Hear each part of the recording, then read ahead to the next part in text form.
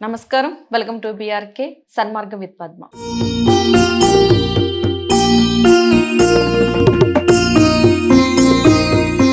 ఇక ఈరోజు మీకు ఒక గొప్ప వ్యక్తిని, ఒక గొప్ప గురువు గారిని పరిచయం చేయబోతున్నాను.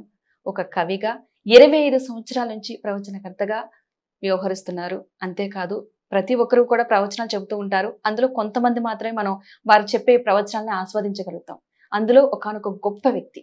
ఆయన ఎవరో కాదు, సమన్వయ సరస్వతి వాగ్దేవి పుత్రులు బ్రహ్మశ్రీ సామవేద షణ్ముఖ శర్మ గురువు గారు ప్రస్తుతం మనతో పాటు ఉన్నారు. మనకున్న సందేహాలన్నింటిలో కూడా నివృత్తి చేసుకునే ప్రయత్నం ఇది చేద్దాం. నమస్కారం గురుగారు. నమస్కారం అమ్మా. గురుగారు, చాలా మంది కళలోకి దేవతలు వస్తున్నారు అంటారు, కొంతమంది మాకు కనిపించారు అని అంటారు. నిజంగా ఆ దేవుళ్ళు కనిపిస్తే కనుక తట్టుకునే శక్తి మానవ శక్తిగా ఉంటదంటారా? సాధ్యమేనా? అంటే ఈ భగవత్ సాక్షాత్కారం కాదు అని చెప్పడానికి లేదు. కొన్ని సాక్షాత్కారాలు జరుగుతాయి, కానీ కొన్ని భ్రాంతులు కూడా ఉంటాయి. ఏది సత్యము ఏది భ్రాంతం అని నిర్ణయించడం. అందుకే ఊరికనే అంత తేలిగ్గా భగవంతుడు కనబడడం అనేది జరగదు. వాళ్ళ వాళ్ళ పూర్వ సంస్కారాలు బట్టి, అంటే ఈ జన్మలే కాదు పూర్వజన్మ సాధనలు బట్టి సూక్ష్మ భూమికల్లో, అంటే స్వప్నం కానీ ధ్యానం కానీ చేసినప్పుడు మన మనస్థితి ఈ భౌతిక ప్రపంచాన్ని దాటుతుంది. ఆ దాటినప్పుడు మన మనస్సులో ఉన్న అల్లకల్లోలాలు, మన శారీరక అనారోగ్యాలు, ఇవన్నీ కూడా రకరకాల దృశ్యాలుగా కనబడతాయి. అవి మనం కళలు అంటాం. అలా మన భ్రాంతులు కూడా కనబడుతుంటాయి. అంతశ్చేతనలో ఉన్నటువంటి సబ్కాన్షియస్నెస్ అంటారు కదా, అందులో భ్రాంతులు కూడా కనబడతాయి. ఈ విషయంలో ఏది సత్యము ఏది భ్రాంతో తెలుసుకోదగ్గడానికి శాస్త్రం అనిపిస్తుంది మనకి. అదృష్టవశాత్తు మన స్వప్నశాస్త్రం అని ఆత్రేయ మహర్షి రచించాడు. ఏనాటి కాలం నాడు. ఫ్రాయిడ్ స్వప్నం మీద, సైకాలజీ మీద చాలా గ్రంథాలు రాశాడు అంటారు పాశ్చాత్యంలో. అంతకు ముందే ఆత్రేయుడు స్వప్నశాస్త్రం రచించాడు. ఈ అంశాలు మనకు కొన్ని రామాయణంలో భారతాల్లో కూడా స్వప్నశాస్త్రానికి కనబడుతూ ఉంటాయి. ఏ స్వప్నాలు అనారోగ్యాన్ని సూచిస్తాయి, ఏ స్వప్నాలు భవిష్యత్తును సూచిస్తాయి, ఏ స్వప్నాలు దైవికమైనటువంటి సంకేతాలను చూపిస్తాయనే దానికి విభాగం ఉంది శాస్త్రం. కానీ ఏది సాక్షాత్కారము ఏది భ్రాంతో కూడా శాస్త్ర ప్రకారం తెలుసుకోవచ్చు. కానీ ప్రతి వారికి నాకేదో కనబడిపోయింది అన్నదానికి అంత తేలిగ్గా నమ్మడానికి లేదమ్మా. ఒక విధంగా అలాంటివి ఎక్కువ నమ్మకపోవడమే చాలా మంచిది, ఆరోగ్యకరం కూడా. అందుకే కళలను అలా పక్కన పెట్టేసి మనం పవిత్రంగా జీవిస్తూ భగవత్స్మరణ చేస్తున్నట్లయితే దుస్వప్నాలు కొన్ని ఉంటాయి, శాస్త్రం చెప్తుంది. కొన్ని కళలు వచ్చినట్లయితే వాటికి ఫలితాలు ఉంటాయి అనేది చాలామంది అనుభవంలో కూడా కనబడుతుంది. అయితే అవి ఎక్కువ మానసిక వికారంగా భయం కింద పెట్టుకోకూడదు. అలాంటి వాటికి కూడా పరిహారాలు చాలా చెప్పారు మనకు, సులభమైనటువంటి పరిహారాలే. దుస్వప్నం పోవాలంటే గోవింద నామస్మరణ, గజేంద్ర మోక్ష ఘట్టాన్ని స్మరించడం, అలాగే దూర్వాంకురాన్ని పట్టుకుని గణపతి గర్చించడం, ఇవి చేస్తే దుస్వప్న దోషాలు పోతాయని కూడా శాస్త్రములు కనబడుతున్నాయి. అలాంటి చిన్న చిన్న చిట్కాలతో మనం దుస్వప్నాల నుంచి బయటపడచ్చు. కానీ ఆ కళల గురించి అంత ఆలోచించకూడదు. కళల్లో కనబడేవన్నీ గొప్ప అనుభూతులని, సాక్షాత్కారాలని చెప్పడానికి కూడా లేదు. గురువు గారు, దైవారాధన అంటే ఎలా చేయాలి? చాలా మంది దేవాలయాలకు వెళ్తూ ఉంటారు. దైవాన్ని చూద్దామనే ఆతృత కంటే క్యూ లైన్ ఎక్కువగా ఉందని తోసుకోవడం, తిట్టుకోవడం, ముందొచ్చారు వెనకొచ్చారు, ఇవే సరిపోతున్నాయి. అలా కాకుండా నిజమైన దైవారాధన ఏ విధంగా ఉండాలంటారు? అమ్మ, ప్రజా సంఖ్య ఎక్కడ పెరుగుతుందో అక్కడివి తప్పదు, అంతే కదా. అంతమంది ఆలయానికి వస్తున్నారో సంతోషించాలి, అంతే కదా. క్రమశిక్షణ పాటించాల్సిన బాధ్యత మనది. అయితే ఎలాగోలాగ వెళ్ళి భగవంతుని చూడటం అనేది చాలా విషయం. అయితే ఆలయంలో మనం ఇంత కష్టపడుతూ తొక్కిసలాట్లు వీటిలో వెళ్ళి చూడడం అది దైవారాధన అవుతుందా అని ఒక ప్రశ్న రావచ్చు. అవుతుంది. ఎందుకంటే ఆలయంలో గొప్ప శక్తి ఉంటుంది.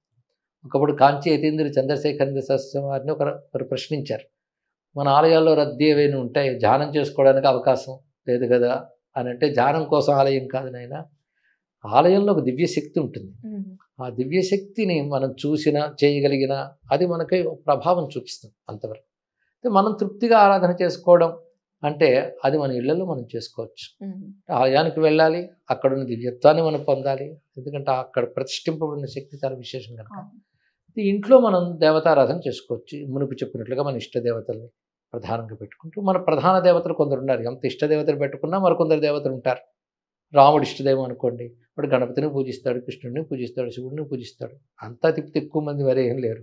కొంతమందిని పెట్టుకుని మనం వాళ్ళ నామస్మరణ చేసుకుంటూ అందరికీ కలిపి ఒకటే పూజ, ఒకటే దీపం, ఒకటే ధూపం, ఒకటే నైవేద్యం సమర్పణ చేసుకుంటే ఎంత హడావిడిగా చేసుకున్నా 5 నిమిషాలు అయిపోతుంది చక్కగా. ఆ మాత్రం ప్రశాంతంగా చేసుకోవచ్చు. నిత్య జీవితంలో హడావిడిగా మనం చేసుకున్న మనకి సెలవు దినాలు, తీరిక సమయాల్లో దొరికినప్పుడు ప్రశాంతంగా పూజించుకోవచ్చు కదా. గురుగారు దేవాలయం అంటే గుర్తొచ్చింది. తిరుమల తిరుపతి దేవస్థానం కలియుగ దైవం ప్రత్యక్షమైన స్థానం అది. నిజంగాను ఎంతో మంది భక్తులు వస్తారు. ఈ మధ్య కాలంలో తిరుమల తిరుపతి దేవస్థానానికి సంబంధించి కొన్ని సంఘటనలు చాలా వింతగా జరుగుతున్నాయి.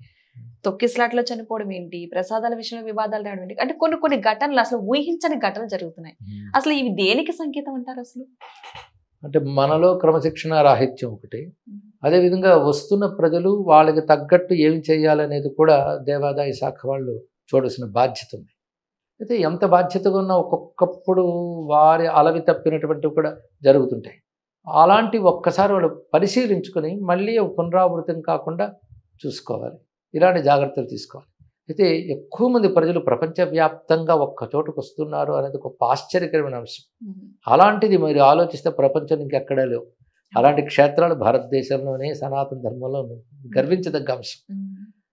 అయితే దీని విషయం తెలుసుకోలేక గోరంతను కొండంతలు చేయడం కూడా కనబడుతుంది. ఎందుకంటే ఏది ప్రసిద్ధి చెంది ఉంటుందో అక్కడ చిన్న సంఘటన జరిగినా పెద్దగా చూపిస్తారు కనుక మనకి అందులో మాధ్యమం పెరిగింది కనుక మరింత వార్తలు ఇవన్నీ వస్తూ ఉంటాయి. ఇవి అప్పుడప్పుడు జరుగుతూ ఉంటాయి. వాటిని తెలుసుకుని ఏ లోపం వల్ల జరిగాయో గమనించుకుని తగిన జాగ్రత్తలు అధికారులు యంత్రాంగం తీసుకోవాలి. వాటి ద్వారా మనం వీటిని తొలగించవచ్చు. గురువుగారు, ఇంట్లో శాంతి ఉండి కుటుంబ సభ్యులంతా ఆరోగ్యంగా ఉండాలంటే ఏం చేయాలంటారు? ఎప్పుడైనా ముఖ్యంగా అందరూ ఒకే ఆలోచన ఉండరు, కానీ ప్రధానంగా మన సంస్కృతి చెప్తుంది ఏంటంటే సదాచారం స్థితిని ఇస్తున్నాం. సదాచారం అంటే మనకు చాలామంది ఇప్పుడు మర్చిపోయారు, కానీ తెలిసి ఉంటుంది. పొద్దుటి నుంచి రాత్రి వరకు ఇల్లు ఎలా ఉంచుకోవాలి అనేది కూడా మనకు ఉంది. శుభ్రత, పరిసరాల శుభ్రత, 2 వేళల్లో దీపం పెట్టుకోవడం, అలాగే సచ్చింతన. ఒక మాట చెప్తారు రవీంద్రనాథ్ ఠాగూర్, ప్రతిరోజు గడిచిపోయిందంటే గడిచిన ప్రతిరోజు నువ్వు ఏదైనా కొత్త విషయం నేర్చుకున్న రోజై ఉండాలి అని కొత్త విషయం. అందుకే మనం శాస్త్రం చాలా మంచి విషయాలు చెప్తారు. ఆ మంచి విషయాలను ఒక్కసారి వింటూ ఉండాలి, లేదా చదువుతూ ఉండాలి, తెలుసుకుంటూ ఉండాలి. అవి మనస్సుకు చాలా ధైర్యాన్ని ఇస్తాయి. అలాగే మారుతున్న దానికి నువ్వు ప్రభావితుడు కాకుండా దాన్ని ఎలా నీకు అనుకూలంగా మలుచుకోవాలో కూడా తెలియజేస్తాయి. అలాంటి మంచి విషయాలు వింటూ ఉండాలి. మనం ఒక దైవ సాధన, ధ్యానము, స్తోత్రము ఇవి చేస్తే మనస్సును తప్పకుండా అవి సరిగ్గా ఉంచుతాయమ్మా. ఇక ప్రారంభవశాత్తు అశాంతులు వస్తూ ఉంటాయా, ఇందాక చెప్పినట్టు వివేచనతో దాన్ని తొలగించుకోవాల్సింది. కనుక పరిశుభ్రత ఒకటి, సదాచారం ఒకటి, ఉభయ సంధ్యల్లో దీపం పెట్టి భగవంతుని ఆరాధించడం ఒకటి, కొన్ని మంచి అలవాట్లు సదాచారం ఉన్నట్లయితే తప్పకుండా ఆ ఇంట్లో మహాలక్ష్మి ఉంటుంది. మహాలక్ష్మి ఉందంటే శాంతి, సౌఖ్యం, శుభము ఉంటుంది. గురుగారు, చాలా మంది మొక్కుకుంటూ ఉంటారు ఆపత్కాలంలో, కానీ అవి కొంతమంది తీర్చుకోగలుగుతారు, కొంతమంది తీర్చలేని పరిస్థితి ఉంటుంది. నిజంగా ఒకవేళ మొక్కులు కనుక తీర్చుకోకపోతే ఏమైనా దోషాలు అవుతాయి అంటారా? అవుతాయి. మొక్కు అంటే అర్థం ఏంటంటే కమిట్మెంట్, అది ప్రధానంగా. అంతేగాని మొక్కు తీర్చలేదు కానీ దేవుడు వచ్చి కొట్టిడు, అంతే కదా. మొక్కు తీర్చలేదు అంటే వాడు నిబద్ధతకి లోబడి ఉండలేదు అని అర్థం ఇక్కడ. కానీ మొక్కుబడి వల్ల ఒక్కొక్కప్పుడు మన కర్మ అటు ఇటు తిరుగుతుంది. అంటే కర్మ తిప్పి మనకు మంచి జరిగే అవకాశం ఉంటుంది. ఆ మొక్కుబడిలో ఉన్న శక్తి అది తీర్చుకోకపోతే మాత్రం దోషం ఉంటుందమ్మా. అందుకే తీర్చుకోగలడో లేదో తెలుసుకుని మొక్కుకోవడం చాలా మంచిది. అవును, నిజంగా గురువు గారు. చాలా మంది అనుకోకుండా మొక్కుతారు, అవి తీరలేదని బాధపడుతూ ఉంటారు. అలాంటివి ఒక్కొక్కప్పుడు మనం మర్చిపోతాం కూడా. ఎందుకంటే మొక్కుకుంటాం, కష్టం తీరిపోతుంది, మర్చిపోతాం, ప్రవాహంలో పడిపోయి. ఏదో రూపంలో గుర్తు చేస్తాడు భగవంతుడు. అప్పుడు మనం వాటిని తీర్చుకునే ప్రయత్నం చేయాలి తప్పకుండా. గురుగారు, ఉపవాసం అంటూ ఉంటారు. ఉపవాసం అయినా సరే కొంతమంది అల్పాహారాలు సేవించడం, కొంతమంది పళ్ళు తినడం, జ్యూసులు తాగడం, ఇలాంటివి చేస్తూ ఉంటారు. అంటే ఉపవాసం అనుకున్న వాళ్ళు నిజంగా అలా చేయొచ్చా? కొంతమంది కటిక ఉపవాసం ఉండే వాళ్ళు కూడా మరికొంతమంది ఉన్నారు. అసలు ఉపవాసం అంటే ఏంటి, ఎందుకు ఉండాలి, ఎందుకుంటారు కూడా? ఆహార త్యాగం అనేది చిన్న విషయం కాదు. ఉపవాసాల మీద హాస్యాలు కూడా చేస్తున్నారు, కానీ ఉపవాసం పాపనాశనానికి గొప్ప మంచి మార్గం. ఈ విషయం భారతంలో కూడా చెప్తారు. కనుక ఉపవాసాలు ఆరోగ్యానికి చాలా మంచిదని ప్రకృతి శాస్త్రం, చదువు, ఆయుర్వేదం ఇలాంటివన్నీ ఇప్పుడు తెలియజేస్తున్నాయి. ఉపవాసం అనేది చాలా మంచి విషయం. అయితే మన వాళ్ళు ఎలాంటిది అంటే మరి మొండిగా ఏవి సిద్ధాంతాలు చెప్పరు, ఫ్లెక్సిబుల్ అంటారే అలా ఉంటాయి. ఎందుకంటే అందరి శరీరాలు ఒక్కలా ఉండవు, వారి వారి శారీరక పరిస్థితి బట్టి ఉపవాస నియమాలు చెప్పారు. ఇప్పుడు నీరు కూడా తాగకుండా ఉండగలిగే వాళ్ళు కొందరు ఉంటారు, కానీ నీరు తాగవచ్చు అని శాస్త్రం చెప్తుంది. ఎక్కువగా కాకపోయినా అవసరం మేరకు నీరు తాగవచ్చు. అదేవిధంగా శరీరం గట్టిగా లేని వారు ఉపవాసం పేరుతో మరి శిక్షింపజేసుకోకుండా పాలు పళ్ళు తీసుకోవచ్చు అని శాస్త్రం మనకి చెప్తుంది. ఇక్కడ శాస్త్రంలో ఉంది, ధర్మశాస్త్రంలో స్పష్టంగా రాసి ఉంది, ఆ విధంగా చేయవచ్చు. కొంతమంది ఏకాదశి లాంటి ఉపవాసాలు చేసినప్పుడు సూర్యాస్తమయం లోపలే కేసరి లాంటి పదార్థం వచ్చేసి భగవంతుని నైవేద్యం పెట్టి తింటారు. ఏమీ తీసుకోకుండా ఉపవాసం ఉండకూడదని కూడా చెప్తున్నారు. మొత్తాన్ని ఉపవాసం అనగా ఆహార నియంత్రణ, వారి వారి శారీరక పరిస్థితులను బట్టి ఇది చేయవచ్చు. మన భారతీయ యొక్క సంస్కృతి సాంప్రదాయాలను పక్క దేశాల వాళ్ళు పాటిస్తున్నారు చాలా మంది. ఇప్పుడు వాళ్ళు కూడా మన సాంప్రదాయాలని అనుసరించడానికే ప్రయత్నిస్తారు. కొత్త చెప్పాలంటే చీర కట్టడంలో అది కూడా అలవాటు చేసుకున్నారు. కానీ మన భారతీయులు వాళ్ళే అలవాటు చేసుకునే పరిస్థితి అయితే ఉంది. గతంలో ఉన్న సంస్కృతి సాంప్రదాయాలని ఇప్పుడున్న సిచ్యువేషన్ లో అందరూ అనుసరిస్తున్నారని అనుకుంటూ అంటారా? అంటే అనుసరించట్లేదా?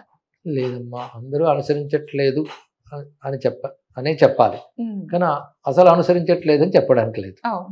అసలు అనుసరించకపోతే మనం ఈ ప్రశ్న జవాబే మిగిలేదు వచ్చేది కాదు. కనుక అనుసరిస్తున్న వాళ్ళు ఉన్నారు. అయితే మీరు అన్నారే పాశ్చాత్యులు వీటిని పాటిస్తున్నారు, మన వాళ్ళు వాళ్ళని అనుకరిస్తున్నారు. రెంటికి చిన్న భేదం ఉంది. అంటే ఎవరికి లేదో ఇంకొకరికి ఉన్నప్పుడు అది తోడుగానే అనుకరించాలని అనిపించవచ్చు, అదొక స్వభావం. కానీ ఇది అలా కాదు. పాశ్చాత్యులు దీన్ని పాటించేటప్పుడు వాళ్ళు దీని విలువ తెలుసుకుంటున్నారు. దీనివల్ల ఒక వైజ్ఞానికమైన విలువ ఉందో, ఆధ్యాత్మికమైన విలువ ఉందో, లేదా ఫిలసాఫికల్ వాల్యూ. అన్నిటికీ సైంటిఫిక్ వాల్యూ ఒకటే కాదు, సైన్స్తోనే మనిషి బతకట్లేదు. భావాలు ఉంటాయి, ఎన్నో ఉంటాయి. అన్నిటికీ సైన్స్ ఎక్కడ అప్లై చేస్తాడు? కనుక కొన్నిటికి వైజ్ఞానిక విలువలు ఉంటాయి, కొన్నిటికి తాత్విక విలువలు ఉంటాయి, మరికొన్నిటికి పారమార్థికమైన విలువలు ఉంటాయి, ఎన్నో రహస్యాలు ఉంటాయి. అవి తెలుసుకుంటున్నారు పాశ్చాత్యులు. మన వాటిలో ఉన్నవాడు తెలుసుకుని వీటి వైపు వస్తున్నారు. మన వాళ్ళు తెలుసుకుని వాటి వెళ్ళట్లేదు, కేవలం పరాయ అనుకరణ మీద ఒక వ్యామోహంతో పెడుతున్నారు. అది స్పష్టంగా కనబడుతుంది కదా.